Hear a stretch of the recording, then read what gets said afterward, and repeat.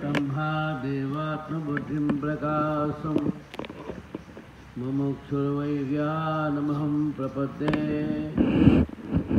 पूर्वर्थे त्यक्तराज्यो व्यचरद्वनं पद्मपद्भ्यां प्रियाया पाणिस्पर्शात् क्षमाभ्यां व्रजतपथरुजो यो हरीन्द्रानुजाभ्यां वैरूप्याच्छूर्पणख्या प्रियविरारुषा आरोपितभ्रुव्रजम्भा प्रस्ताब्धे बद्धसेतुः खरदवदहना कोसलेन्द्रोऽवतान्ना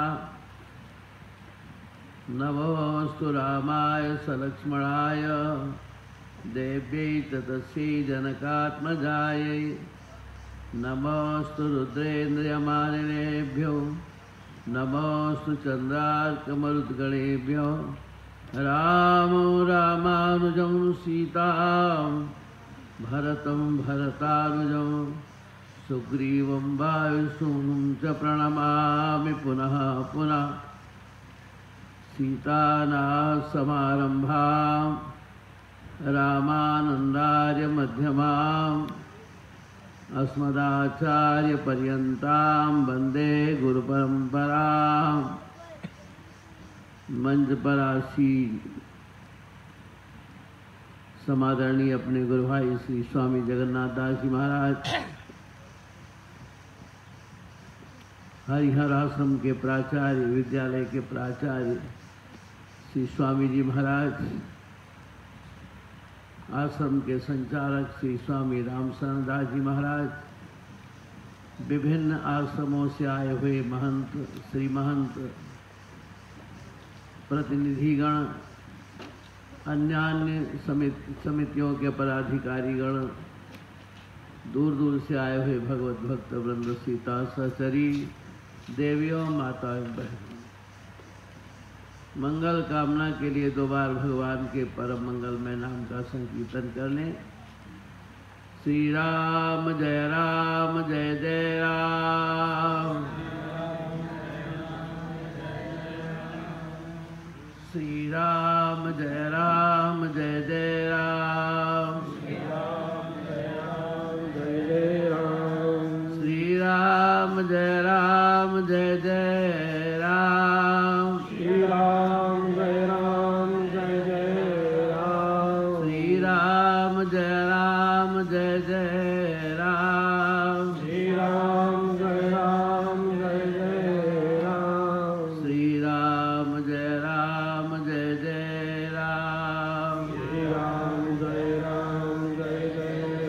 श्री राम जय जय राम, श्री राम जय जय राम। श्री सीताराम जी महाराज की जय, श्री हनुमान जी महाराज की जय, श्री गुरुदेव भगवान की जय। जय जय श्री सीताराम। आप सबने इस हनुमान जयंती महोत्सव के अवसर पर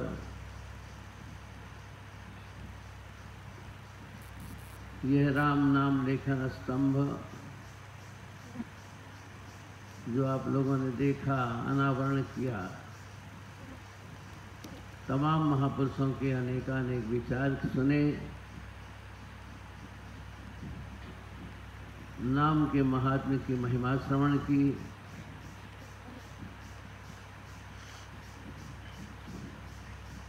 बहुत सुंदर। नाम नमस्ति यावती शक्ति पाप निर्हरणम हरे तावत कर्तुम न शक्नोषि पातकम पातकी जना। भगवान के नाम में पाप के दाहकत्व की, पाप को जलाने की जितनी बड़ी शक्ति है, जितनी सामर्थ्य है, पापी उतना पाप कर ही नहीं सकता है। यह नाम महान। इसलिए अहर्निश तैलधारावत अभिचिन्न आवृत्ति असकृत उपदेशात, आवृत्ति असकृत उपदेशात बार बार तैलधारावत अभिचिन्न श्वास श्वास में नाम जप, वृथा श्वास मत खोए, ना जाने या श्वास को आवद हो या न हो। हमेशा नाम जप करते रहना चाहिए, उसमें छूट नहीं देनी चाहिए। बहुत ही परम सौभाग्य है।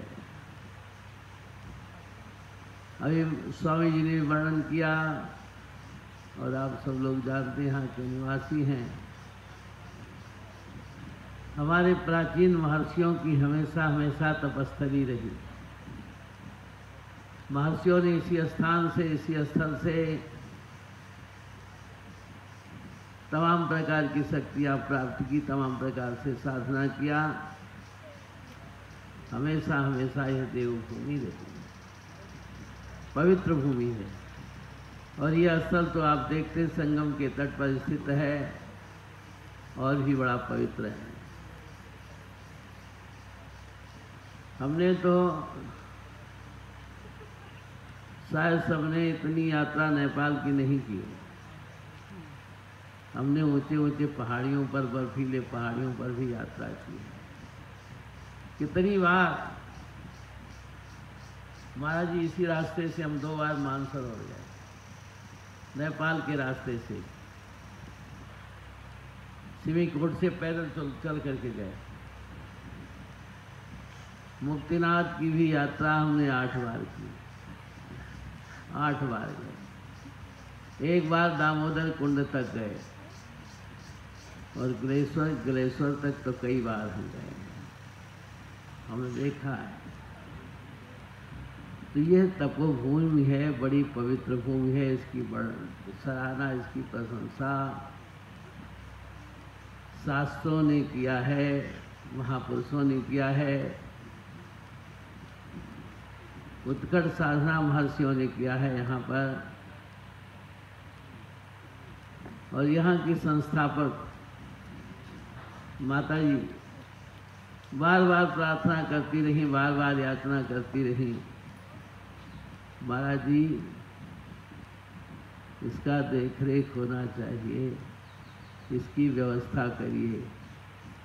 हम लोग तो बराबर कहते रहे, गुरु जी की भी बड़ी इच्छा रहती थी कि भगवान ही इसकी रक्षा करेंगे, इसकी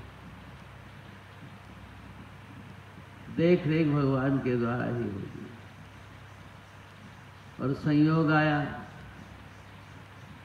अभी 1 वर्ष पूरे नहीं हुए, माता जी से भी बात हुई हमारी, और हमारे पास में बगल में बैठे हुए राम शरणदास जी हैं, आप सब लोग जानते हैं। अभी महाराज जी चर्चा भी कर रहे थे, इसी विद्यालय से भी अध्ययन किया है, और यहाँ ही नहीं तीर्थ क्षेत्रों में भी। ऋषिकेश स्वर्गाश्रम में माँ गंगा जी के पावन तट पर हमारे बड़े सुंदर, बड़े उच्च कोटि के विद्वान, श्रेष्ठ विद्वान श्री त्रिभुवन दास जी महाराज हैं। उनके पास रह करके बड़े ढंग से शास्त्रों का अध्ययन किया है, वेदांत का अध्ययन किया है, व्याकरण का अध्ययन किया है। सेवा करके, जिस सेवा की रात में मैं चर्चा कर रहा था, जिसके लिए भगवती श्रुति ने कहा रीते ज्ञान अन्न मुक्ति, जो विज्ञान से रीता उसकी मुक्ति नहीं, उस ज्ञान की प्राप्ति केवल सेवा के द्वारा ही होती है। बिना सेवा के आज तक ज्ञान की प्राप्ति नहीं हुई। हमारे संतों में कहावत है, 12 वर्ष रहे साधु की टोली, तब पावे एक बोली। सेवा करते करते साधक के अंतःकरण से जब सूक्ष्म अहंकार निकल जाता है, तभी वह ज्ञान प्राप्ति का अधिकारी होता है। आज तक जिस किसी को भी, चाहे औपनिषदिक काल की चर्चा करिए या कवि की, कवि साहब, रविदास इत्यादि तमाम महापुरुष है जिनने कहा मसी कागज छुयो नहीं, कलम गही नहीं हाथ। केवल शुद्ध परंपरा के अनुसार, कर्म परंपरा के अनुसार महापुरुषों की सेवा करके ही ज्ञान प्राप्त किया है। तो इनसे नहीं लेकिन जिन महापुरुष ने इनको अध्ययन कराया, उस त्रिभुवन दास जी ने कई बार मुझसे चर्चा की, महाराज जी इनका आप ध्यान रखिएगा, कहीं बिछड़ने न दीजिएगा, इधर उधर मत जाने दीजिएगा। कई बार मुझसे आज भी वो चर्चा करते रहते हैं, जब आते हैं हमारे पास आते हैं और बराबर चर्चा करते रहते हैं। तो जब माता जी ने भी कहा तो मुझे बड़ी प्रसन्नता हुई और मैं तुरंत चल दिया। जिस दिन पहुंचा तो उस दिन तो हमें ऐसा लगा कि हमें वापस लौट जाना पड़ेगा। फिर प्रातः काल तक मेरी तैयारी स्वामी होती रही, मुझे लौट जाना पड़ेगा ऐसे। मैं इधर सवेरे घूमने जाता हूँ, बद्रीनाथ से लौट करके आ रहा था तो सत्यनारायण मंदिर वाले महाराज जी मिले मुझे, कैसे ऐसे उन्हें बताया, कहे नहीं आज ही होगा। हमने कहा व्यवस्था, कहे मैं आज ही व्यवस्था करूँगा, आज ही सारी व्यवस्था होगी, सबको भी बुलाता हूँ। तो स्वामी महाराज तुरंत व्यवस्था हुई और तुरंत सारा कार्य संपन्न हो गया। हम लोगों को बड़ी प्रसन्नता हुई और अच्छा है ऐसे सुयोग्य व्यक्ति, सुयोग्य महापुरुष यहाँ पहुँच गए, अपनी तपः साधना के द्वारा क्षेत्र का भी कल्याण करेंगे। महात्माओं का तो जन्म ही, अभी आप महात्माओं की चर्चा सुन रहे थे, प्रशंसा सुन रहे थे, उनका स्व का कोई कार्य नहीं होता है, उनका सारा कार्य जन के लिए होता है, जन कल्याण के लिए होता है, राष्ट्र के लिए होता है। तो बहुत अच्छा है, सुयोग्य पात्र मिला है आपको और हमें बड़ी प्रसन्नता है, बड़ी आशा है कि जन का, क्षेत्र का, समाज का कल्याण करेंगे, सेवा करेंगे। और हमारे यहाँ तो अब पीठाधिपति इत्यादि कहने लगे, पीठाधिपति कौन कौन अधिपति, कौन कौन अधिपति। महाराज जी हमें वो पुरानी बात याद है, हनुमान जी के सामने बैठाल करके एक परम श्रेष्ठ विद्वान थे अयोध्या में, मैं भूलता नहीं हूँ, बहुत अच्छे विद्वान थे, ब्रह्मानंद पाठक। ब्रह्मानंद पाठक ने हनुमान जी के सामने बैठाल करके मुझे संकल्प दिलाया था, संकल्प कहिए, सौगंध कहिए, संकल्प दिलाया था सेवा का। साधु सेवा, गौ सेवा, समाज सेवा, ब्राह्मण सेवा, देश सेवा। कोई पीठाधिपति या महंत इत्यादि का संकल्प नहीं दिलाया था, केवल सेवा का दिलाया था। तो हमारे यहाँ, हमारे समाज में सेवा की ही प्रधानता होती है और सेवा ही सब कुछ है, सेवा से ही सब कुछ प्राप्त होता है। जिस हनुमान जी महाराज की आप जयंती मना रहे हैं, अभी महाराज जैसे जिस हनुमान जी महाराज की चर्चा कर रहे थे, उस हनुमान जी महाराज ने भी ये सब कुछ जो प्राप्त किया वह केवल सेवा के द्वारा ही प्राप्त किया। क्यों? सेवा का ही व्रत लिया और उन्नति का साधन सेवा है, जिससे आत्म शुद्धि होती। कामी क्रोधी अरु अभिमानी सेवक पद पाना का क्या जाना। सबको सेवा का व्रत लेना चाहिए, सेवा ही सर्वश्रेष्ठ है। और इतना ही नहीं, सेवा ही सबसे बड़ी ठाकुर जी की पूजा है, भगवान की पूजा है। सेवा नहीं तो कुछ नहीं। भगवान ने जैसा साधन दिया, जो कुछ भी दिया है, तन मन धन सब प्रकार से समाज की, जन की, लोगों की सेवा करनी चाहिए और सेवा से ही सब कुछ प्राप्त होता है। एक बात की चर्चा हम और करेंगे, क्योंकि मेरी प्रवृत्ति ही यही हो गई है। मैं नेपाल की ऊंचे ऊंचे पहाड़ियों में भी मैं देखता हूं, ध्यान देंगे भाई जी, आपने राष्ट्रगान गाया, बड़े श्रद्धापूर्वक राष्ट्रगान गाया, हमें भी बड़े आनंद की प्राप्ति होती है। और भारत में जब राष्ट्रगान होता है मुझे तो आंखों में आंसू आ जाता है। स्थिति परिस्थिति को देख करके, नेपाल की स्थिति परिस्थिति मुझे ज्ञान है, मैंने देखा है। नेपाल की तराई क्षेत्रों में इस्लामियत मिशनरियाँ बढ़ती चली जा रही हैं, इस्लामियत बढ़ता चला जा रहा है, मस्जिदों की मीनारें बढ़ती चली जा रही हैं। हिंदू राष्ट्र था, नागरिकता इनको नहीं मिली, ध्यान देंगे, नागरिकता नहीं मिली थी, प्रजातंत्र हुआ, नागरिकता मिल गई। बड़ा विचारणीय विषय है, बड़ा चिंतनीय विषय है। नागरिकता मिल गई, विदेशों में जाने लगे, अरब कंट्रीज में जाने लगे, वहां से खूब पैसा लेकर के आते हैं। आपने देखा हो या न देखा हो, मैंने देखा है, मैं बराबर निरीक्षण करता रहता हूं। इनकी मिशनरियां और आतंकवादियों के अड्डे बढ़ते चले जा रहे हैं। इनकी इबादत के लिए नहीं होती है, प्रेयर के लिए नहीं होती है, बल्कि वो आतंकवादियों के अड्डे बनते चले जा रहे हैं। हिंदुओं की जो जमीनें बिकती हैं, जो भूमि हिंदुओं की बिकती है, वो कौन खरीदता है? मैं गलत तो नहीं कह रहा हूँ। और आप ऊंचे पहाड़ी क्षेत्रों में देखें, जहाँ गरीब लोग बसते हैं, वहाँ ईसाई मिशनरियाँ बढ़ती चली जा रही हैं, ईसाइयों की बहुल्यता होती चली जा रही है। इस सब पर ध्यान देना होगा।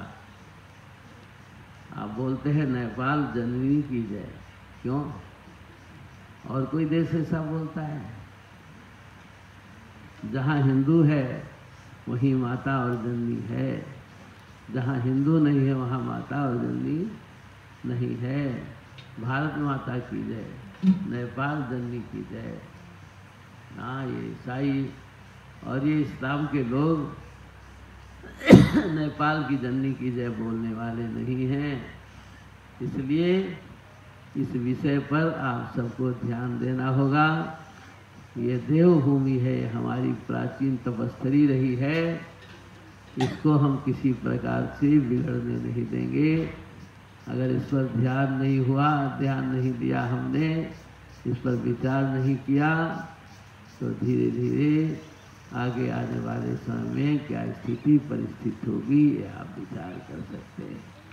तो राष्ट्र है, याद रखो, ठीक है यहाँ आपकी बाहुल्यता है, लेकिन जहाँ आपकी जनसंख्या घटी वहाँ क्या स्थिति परिस्थिति होगी आप विचार कर। ये स्थिति है, इनकी जनसंख्या सुरसा की तरह मुंह फैलाए हुए बढ़ती जा रही है।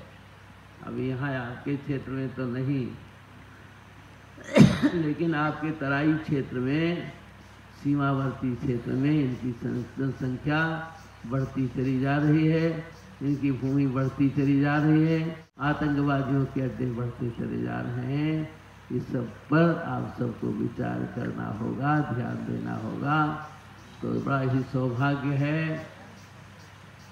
भगवान श्री राम जी ने भी कहा है, जननी जन्मभूमि सा स्वर्गाद विगर्यसी। जननी और जन्मभूमि स्वर्ग से भी बढ़ करके होती है। बहुत अच्छा है, आप लोगों का जन्म ऐसे पवित्र क्षेत्र में हुआ है। इससे अच्छा, इससे उत्तम क्या हो सकता है? हम तो यही चाहते हैं। राम शरणदास जी महाराज यहाँ रह करके अपनी तपः साधना के द्वारा, अपनी अध्यात्म विद्या के द्वारा समाज का, राष्ट्र का प्रकाश करें, यही सबसे उत्तम होगा।